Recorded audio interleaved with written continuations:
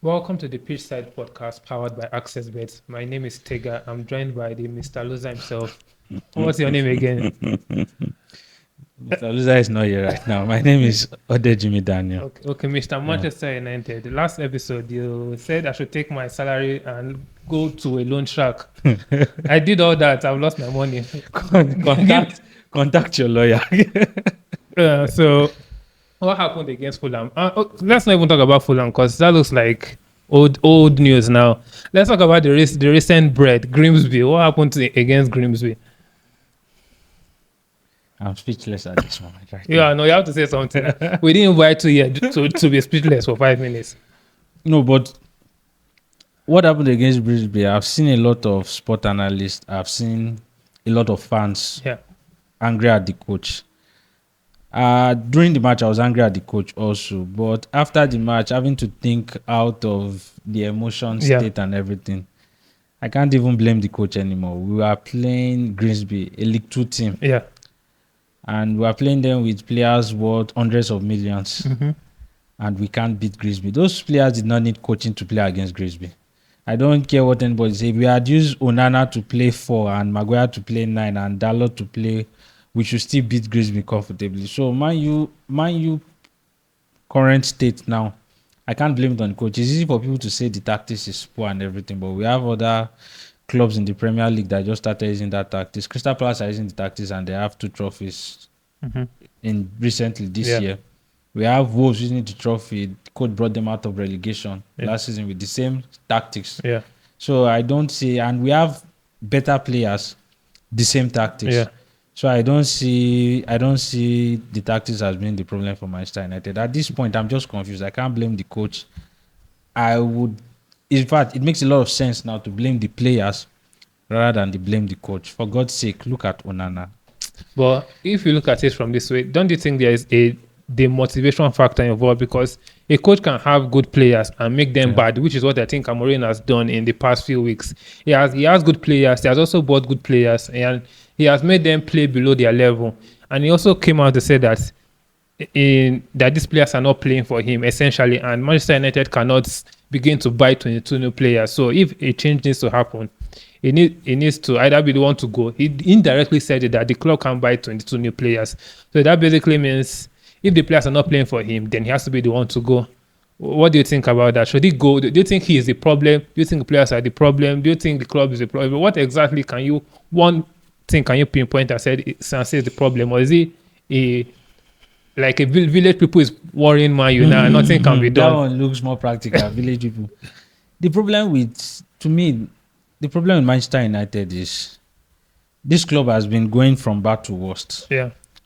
For the last 4, 5, 6 years, it has always been getting bad for Manchester United. The case of Manchester United is worse than that of Nigeria. So it's always getting bad, regardless of the good that has been done in the shadow. Because under Amorim, Ineos have done a lot of good. They've done the training complex. They've also bought a couple of players, even Premier League proven. Yeah. So to bring in 2 Premier League proven players and still perform like the way they performed against Grimsby, I can't blame the coach. And I don't understand why. He made a statement like the players have made their point on the pitch. Yes. I don't think he was talking about the players not playing for him. I think it was more on the side of the players not being motivated enough. If you watch the Grimsby match, the fire wasn't even there. Manchester United were playing as if the match was a charity match and they wanted Grimsby to win for the charity. What happens against Burnley? Because you guys are playing Burnley next. Do you think there's a slight chance they might win? I think the match against Burnley will conclude on a lot of things. Yeah. The match against Burnley will conclude a lot of things. If we should win Burnley, it can make a positive statement on Amorim's future in Manchester United. Yeah. And if we lose to Burnley going into the international break, a lot of rumors have been coming out. There was a rumor that came out about 3 weeks ago that Amorim wanted to submit his resignation letter. And now Ole Gunnar Solskjaer just got sacked by Besiktas this morning. And we have a lot of British fans chanting. So a lot of rumor is coming behind too. I think the match against Burnley will tell a lot about how Amorim's future will be in Manchester United. The match against Burnley will tell a lot. Okay, so there's another big match coming up. Liverpool versus Arsenal. Both teams have 6 points. Liverpool seems to be not playing too well because they are conceding a lot of goals, but they are finding ways to win very late into the matches. Yeah. They had a late win against Newcastle. Also, their first match of the season too. It was a late win.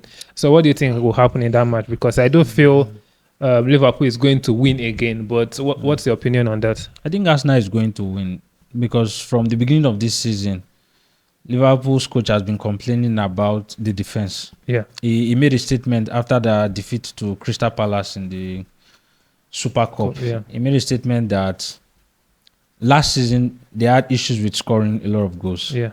But they were keeping clean sheets. Yes. This season, it seems every match they've played this season, they've considered at least two goals. Yes. Yeah.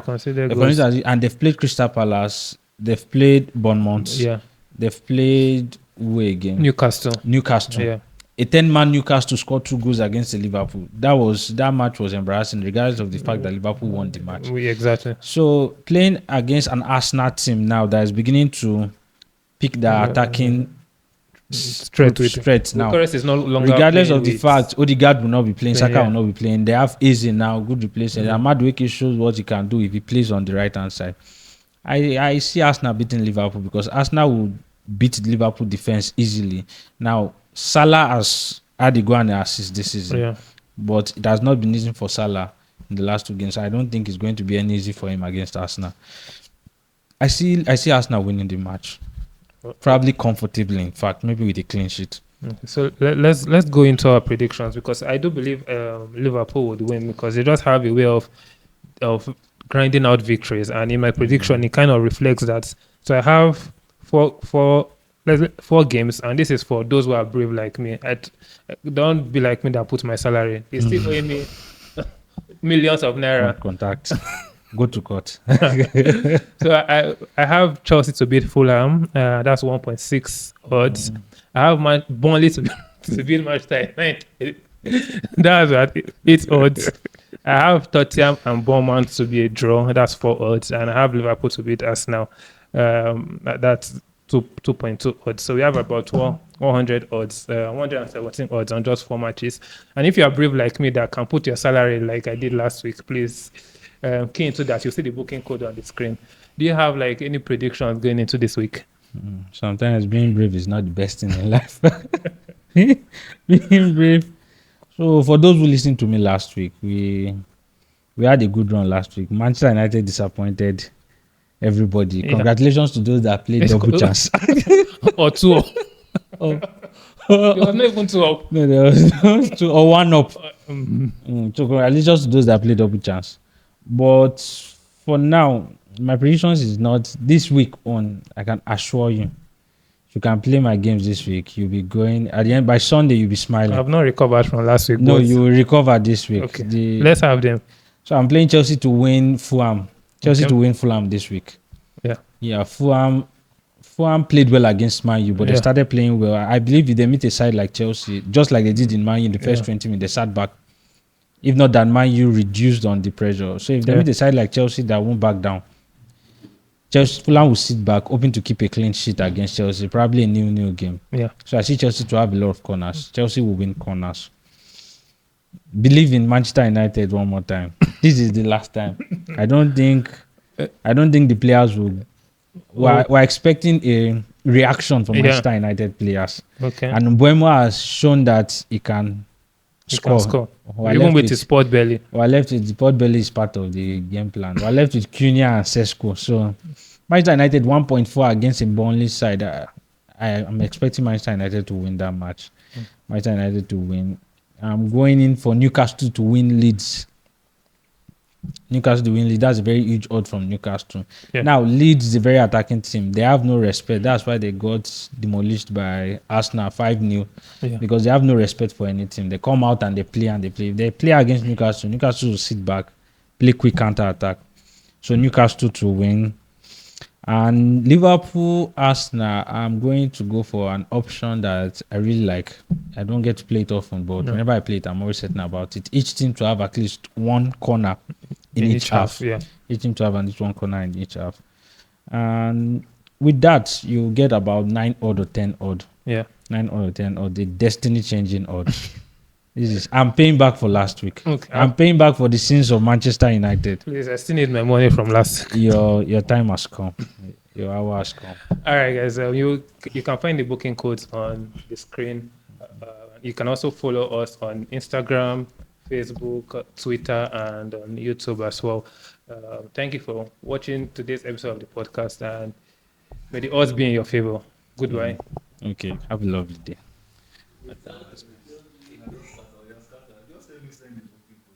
Okay. Mm.